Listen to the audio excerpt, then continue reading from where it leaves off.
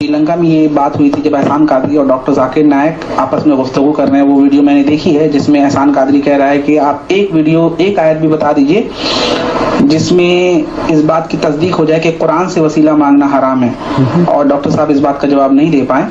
ये सवाल चूंकि डॉक्टर जाकिर नायक से जुड़ा हुआ है, ये सवाल चूंकि अकीदे के अहम तरीन मसले से जुड़ा हुआ है, ये सवाल चूंकि तौहीद के उस ग्रुप से इसका ताल्लुक है जिसको खामखा झूठे प्रोपेगेंडा करने के बाद उसको बदनाम करने की कोशिश की जाती है।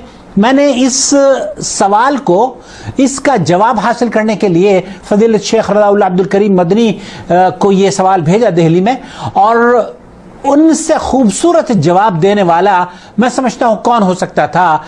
बिस्मिल्लाहिर्रहमानिर्रहीम नहमदुहु व नुसल्ली व नुसल्लिमु अला रसूलिहिल करीम। सबसे पहले तो इस बात की वजाहत कर दूं कि मुझे हाजत नहीं थी इस क्लिप के जवाब देने की, चूंकि इस तरह की बात की गई कि ये सवाल बहुत अहम है और डॉक्टर जाकिर नायक के ताल्लुक से है, इसलिए हमने दिल्ली में फजीलतुल शेख जिनका नाम पेश किया है अकील साहब ने, तो उनसे राब्ता किया और उनसे खूबसूरत जवाब कौन दे सकता है।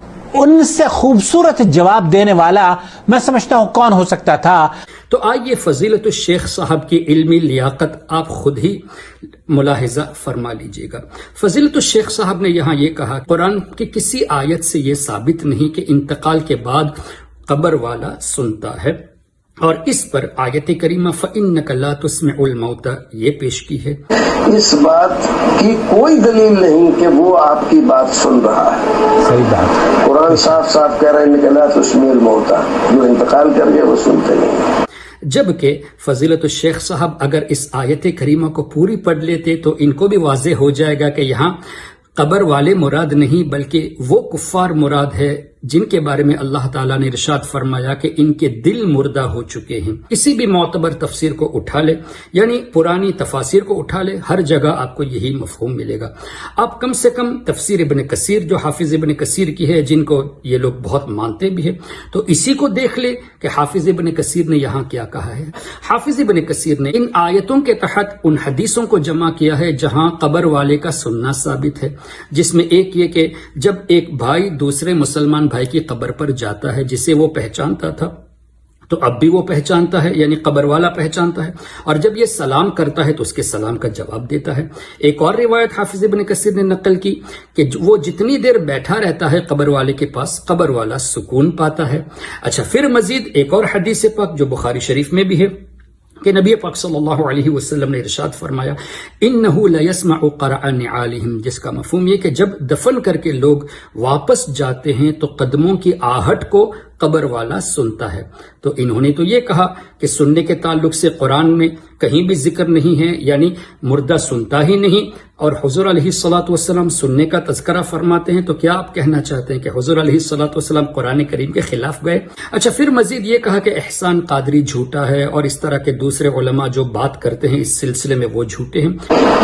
रही बात जाकिर नायक की, तो हम जानते हैं कि वो एहसान कादरी झूठा है, और ऐसे ही जितने भी इनके ये बड़े बड़े मौलवी हैं जो इन मसाइल पर चीखते चिल्लाते रहते हैं, सब ड्रामे बाजी करते हैं और झूठ बोलते हैं सरीहन। जो आदमी ये दावा करे कि 25 आयतें हैं, कि वो एक आयत नहीं पेश कर सकता। डॉक्टर जाकिर नायक ही से पूछ लीजिए कि उन्होंने हाफिज एहसान के सवाल का जवाब दिया है या नहीं दिया। सीधी सी बात है, उनसे पूछ लीजिए, अगर जवाब दिया है तो पेश कर दे, इसलिए कि हम तो इंतजार में हैं। हमने तो हमारा ईमेल आईडी भी दिया, हमारा कांटेक्ट नंबर भी दिया। Even 4 years before I met in your flight. Two verses says, to whom Allah gives the permission on the day of judgment. So that is not wasila, sir. That is about shafaat. I am talking about wasila, because you referred to the wasila, sir. And when you said about the card, I gave you 4 years back when I met you in flight from Jeddah to Bombay. You said you will reply, but that was also not answered. So I was just wondering when you are coming, I can talk to you directly and get a information. I hope I will get a reply. और उन्होंने ये भी कहा कि India जाकर हम आपको जवाब देंगे, अभी तक जवाब आया नहीं। आप कम से कम ऐसी कोई आयत पेश कर दे जिसमें वाज़ेह तौर से लिखा हो, वही सवाल जो हमने उनसे किया था कि मुसलमान वसीला नहीं ले सकता। Clearly, what are those 25 verses of Quran which rejects wasila for the believers. آپ ہرگز یہ نہیں دکھا سکتے.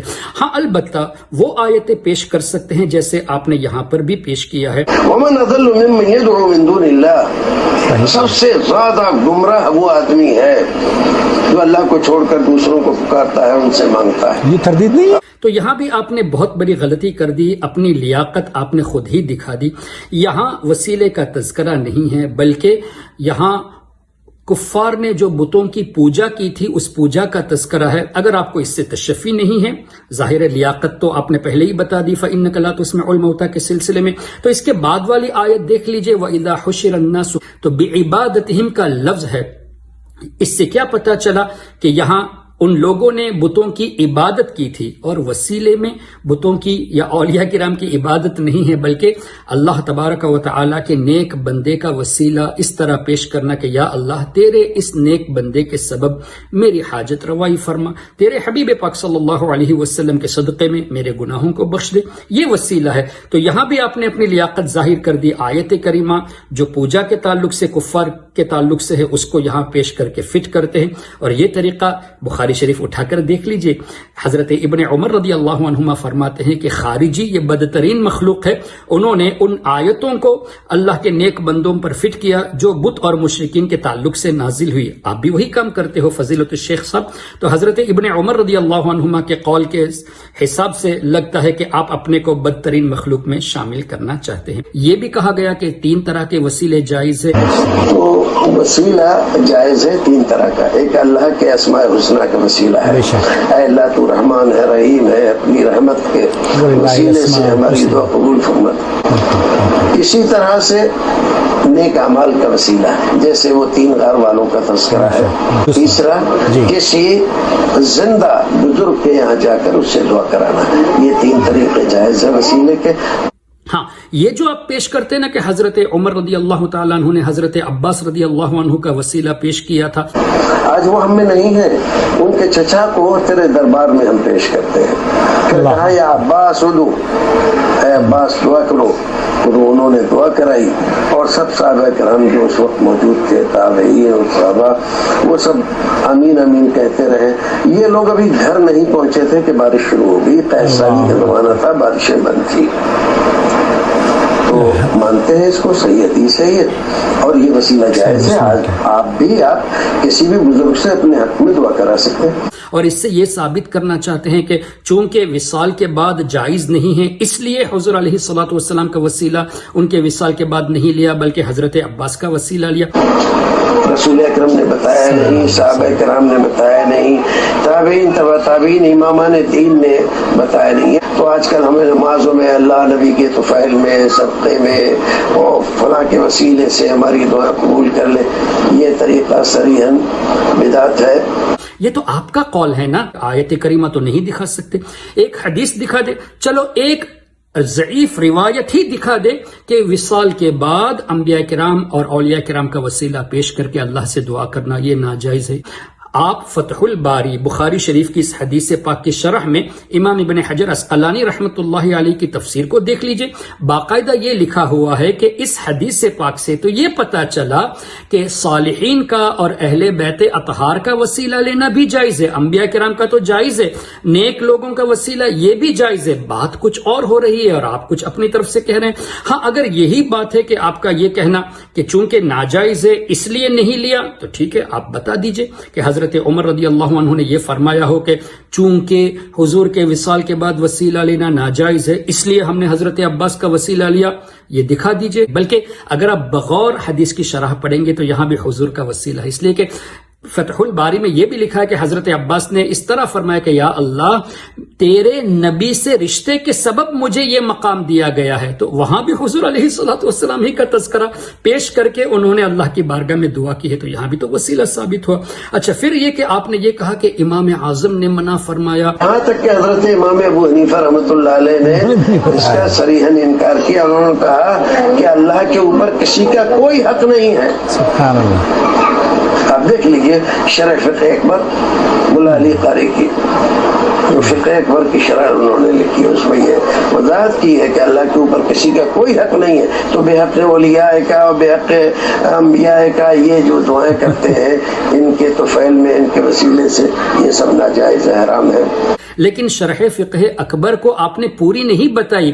ملا علی قاری رحمت اللہ علیہ نے اس کی وضاحت یوں فرمائی کہ چونکہ اللہ تعالیٰ کا کسی پر حق نہیں، ظاہر اللہ پر کوئی چیز واجب تو ہے نہیں، تو اس اعتبار سے اس معنی سے منع ہے۔ اور اسی شرح فقہ اکبر میں ملا علی قاری رحمت اللہ تعالیٰ علیہ نے یہ بھی تحریر فرمایا کہ اس طرح وسیلے سے دعا کرنا، وسیلے کے معنی کو لے کر کہ یا اللہ ان کے سبب سے میری حاجت کو پورا فرما، یہ جائز ہے، اور امام ابو یوسف رحمت اللہ تعالی علیہ نے اس کو جائز فرمایا ہے۔ اور امام ابو یوسف رحمت اللہ علیہ نے اس حدیث پاک کو بھی پیش کیا یہاں دلیل کے طور پہ، جو ابن ماجہ شریف میں بھی ہے، مسند احمد میں بھی ہے، دیگر کتب احادیث میں بھی ہے، جہاں حضور علیہ الصلوۃ والسلام نے اس طرح دعا کی تعلیم فرمائی، اللہم انی اسألک بحق السائلین علیک۔